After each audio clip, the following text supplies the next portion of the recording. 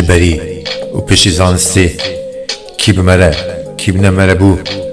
هنک بما ام بهنکندن به هف دورن بون زاروک ام تنبون ام نافگین بون پیر بون پیر جزاینا انسانتی ورده جنزانم کی جان پر درباس بون جخوا ناوی وک هف وک مالبات و انسانین وک هف لدوخوا چانین چه نبربون همو به هفدون را ناویل کربون جیان بون سال به هزاران جبا شوی بربروجلا جبا کور بربروجلات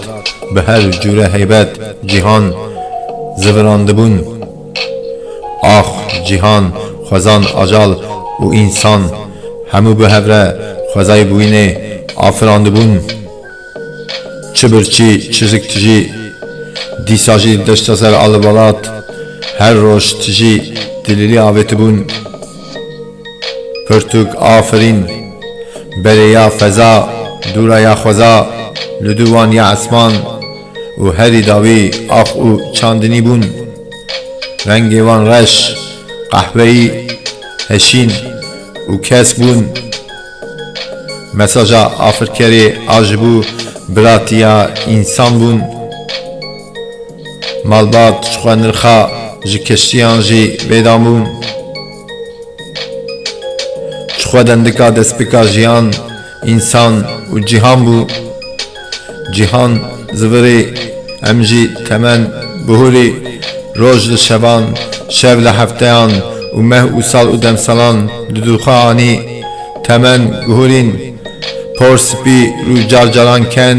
carcaran bêmerebûyî aha ava xweza û însan her wiha li me zivirê em dîsan jî norman bêbihûrê û dest vekirî bang di rayedar û parevanan olûxwedan kirî mego winin însanetî cîhan her bi hewle diparêzin însanan ji jiyanê û ewlekariyê kerema xwe bêpar neylin ji koka darê bû dara jiyanê ya darê û wageh û însanê li ser pêyan hiştî bûn nehêlin dubare bikin kuştin û mirinan dîyoka ku we û me li dû xwe hişt û hiştî bû ji bo halivir gelan neynin bêmaf û bêbihuşt